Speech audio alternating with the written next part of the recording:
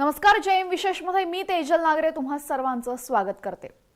7 October रोजी Gaza पट्टीतून इस्रायलवर झाला हल्ला आणि त्यानंतर आजचा या युद्धाचा आहे 21वा दिवस. या 21 दिवसांमध्ये साधारणपणे इस्रायलचे 1400 नागरिक मृत्युमुखी पडलेले आहेत, तर गाझा पट्टीत साधारण 7,500हून अधिक नागरिकांचा मृत्यू झालेला आहे.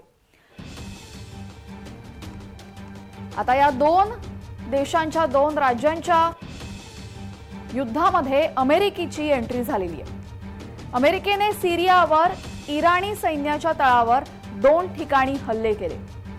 दरम्यान सिरियाच्या याच भागामधून अमेरिकेवर ड्रोन हल्ले झाले होते आणि म्हणूनच त्या ड्रोन हल्ल्यांचं प्रत्युत्तर देण्यासाठी आम्ही हे हल्ले सिरियावर केला असल्याचा दावा अमेरिकेने केलेला आहे.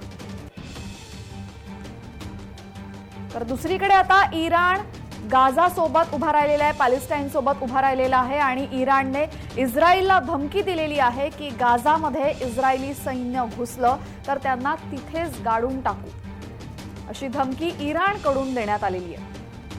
आणि या सर्व गोष्टींमध्ये इस्रायलची चिंता वाढवणारी आणि संपूर्ण जगाची चिंता वाढवण्याची महत्त्वाची घटना म्हणजे हमास आणि इराणचे नेते रशियात जाऊन बैठका करतायत.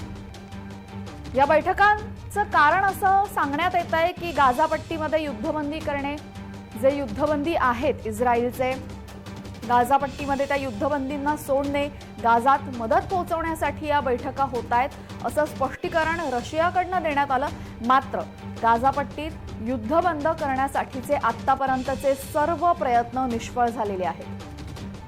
संपूर्ण जगाचं व्यासपीठ असलेल्या संयुक्त राष्ट्र सुरक्षा परिषदेत याच विषयावर चर्चा सुरू आहे. रशिया आणि अमेरिकेने एकमेकांचे युद्धबंदीचे प्रस्ताव नकाराधिकार वापरत फेटाळलेले आहेत. त्यामुळे आतापर्यंत हे युद्ध थांबवण्यासाठी जेही प्रयत्न करण्यात आलेले ते सगळे निष्फळ ठरलेले. दरम्यान संयुक्त राष्ट्र परिषदेमध्ये ज्या 5 देशांना नकाराधिकार वापरण्याचा अधिकार आहे तो जाणून बुजून वापरला जातोय का, युद्ध सुरू ठेवण्यासाठी हे सगळं सुरू आहे का, असा गंभीर प्रश्न या निमित्ताने उपस्थित झालाय. दरम्यान आता अरब देशांच्या प्रस्तावावर चर्चा सुरू आहे आणि जर युद्धबंदीचा प्रस्ताव पारित झाला, मतदान झालं आणि युद्धबंदीचा प्रस्ताव पारित झाला तर गाझा पट्टीत काही अंशी युद्ध बंद होण्याची, इस्रायलचे हल्ले कमी होण्याची आणि गाझातून इस्रायलवर हल्ले कमी होण्याची शक्यता वर्तवण्यात येते. मात्र या सगळ्यांना बाजूला ठेवून जेव्हा अमेरिकेने सिरियावर हल्ला केला त्यामुळे ही जी परिस्थिती आहे ती महायुद्धाच्या ठिणगीकडे वाटचाल करते का, कुठेतरी महायुद्धाची ठिणगी पडते का, असा महत्त्वाचा आणि जगाला चिंतेत पाडेल असा प्रश्न उपस्थित होतोय.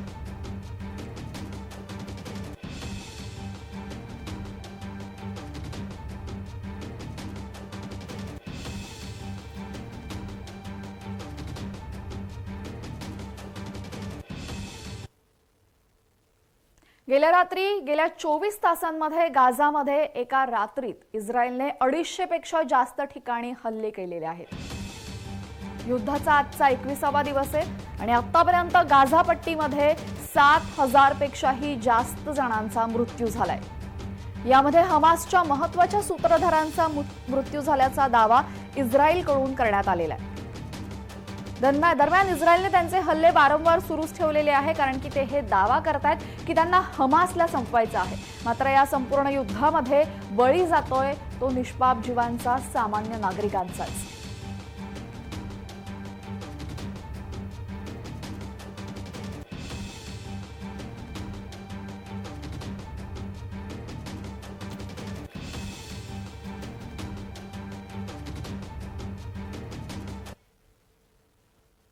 तर हमास यावेळेस इस्रायलवर हल्ले सुरू ठेवतोय आणि कशा पद्धतीने गाझा पट्टीत इस्रायल विध्वंस केलेला आहे याचा प्रचार आणि प्रसार तो जगामध्ये करतोय.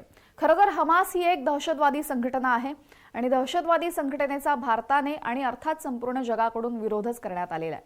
आणि हमासचं हे सातत्याने कृत्य सुरू आहे. हमास सातत्याने इस्रायलवर थोड्या वेळाने हल्ले करतोय आणि या हल्ल्याच्या माध्यमातून तो संपूर्ण परिस्थिती जागतिक व्यासपीठावर आणून कशा पद्धतीने विध्वंस सुरू आहे इस्रायलकडून हे सांगण्याचा प्रयत्न करतोय.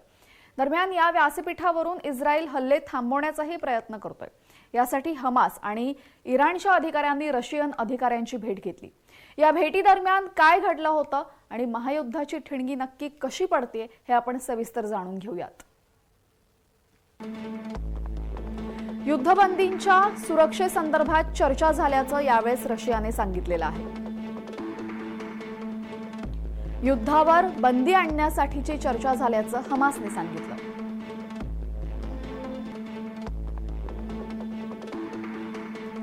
परस्पर संबंधांविषयी चर्चा झाल्याचं इराणने स्पष्टीकरण केलं।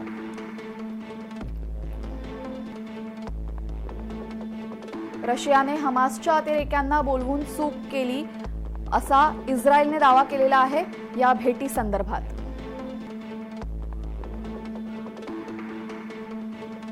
तर लवकरच पुतीन पॅलेस्टाईनच्या अधिकाऱ्यांना भेटण्याची शक्यताही वर्तवण्यात येते, जेणेकरून महायुद्धाची ठिणगी आता पडणार तर नाही ना असा प्रश्न या निमित्ताने उपस्थित होतो।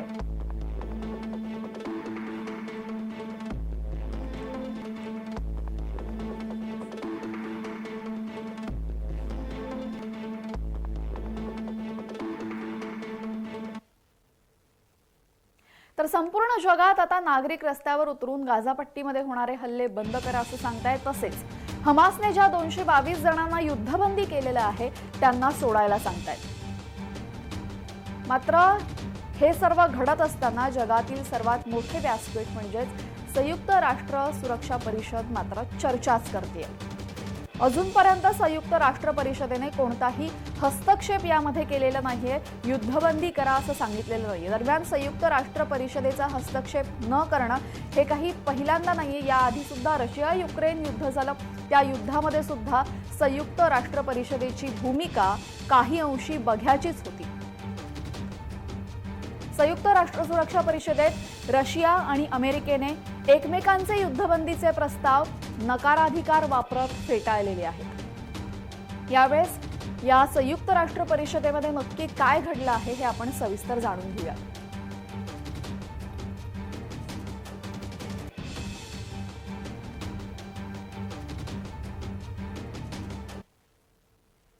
तर काय घडलं संयुक्त सुरक्षा परिषदेमध्ये, कशा पद्धतीने नकाराधिकार वापरण्यात आला आणि युद्धबंदीचा प्रस्ताव फेटाळण्यात आला हे आपण पाहूयात।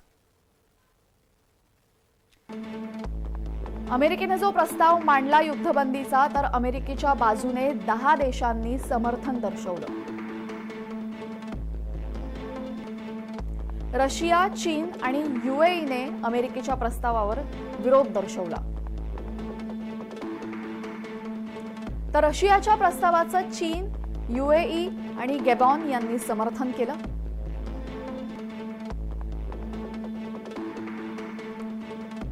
मात्र अमेरिका आणि ब्रिटनने नकाराधिकार वापरला आणि त्यामुळे युद्धबंदीचा ठराव पास होऊ शकला नाही। परिणामी युद्धबंदीचा प्रस्ताव मान्य झाला नाही।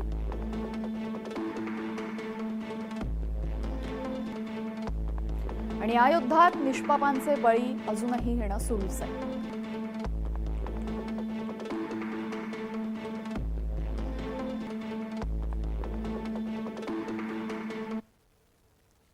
तर अनुक्रमे अमेरिका आणि रशिया यांनी प्रस्ताव दिला आणि हे दोन्ही प्रस्ताव यावेळेस मान्य करण्यात आले नाहीत, त्यामुळे युद्धबंदी लागू झाली नाही। त्यानंतर आता अरब देशांनी तातडीने युद्धबंदीचे आदेश द्या, दक्षिण गाझाकडे जाणारा इस्रायलचा आदेश परत घ्या आणि गाझापट्टीत लवकरात लवकर अन्न, पाणी, औषधोपचार पोहोचवण्याची मागणी अरब देशांकडून करण्यात आलेली आहे। अरब देशांच्या प्रस्तावावर चर्चा सुरू आहे। जर मतदान झालं आणि युद्धबंदीचा ठराव जर संमत झाला तर लवकरात लवकर युद्धबंदी होण्याची शक्यता वर्तवण्यात येते। मात्र अजूनही तसं काही संयुक्त राष्ट्र परिषदेत झाल्याचं दिसत नाहीये।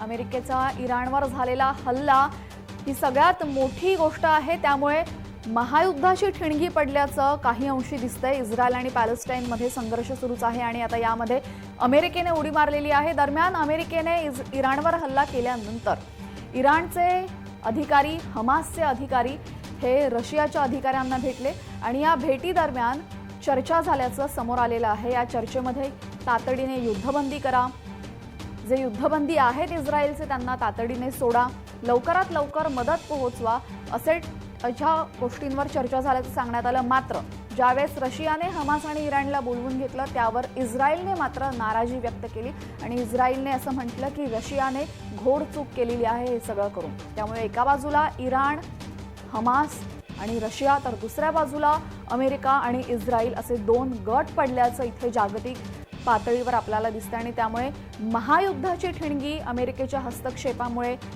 पडणार नाही ना याची चिंता आता वर्तवली जाते।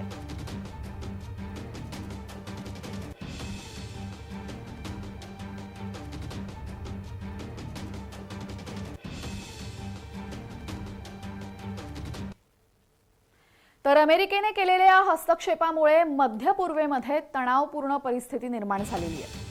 ही स्थिती मध्य पूर्वेत महायुद्धाची ठिणगी पाडेल का हे पाहणं महत्त्वाचं ठरणार आहे।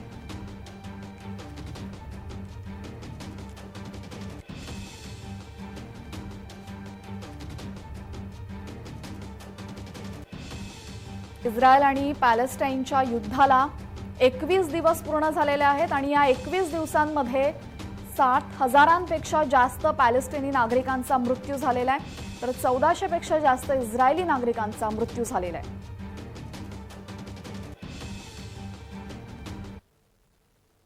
आणखी एका विषयावर विश्लेषण बघायचं आहे पण एका छोट्याशा विश्रांतीनंतर।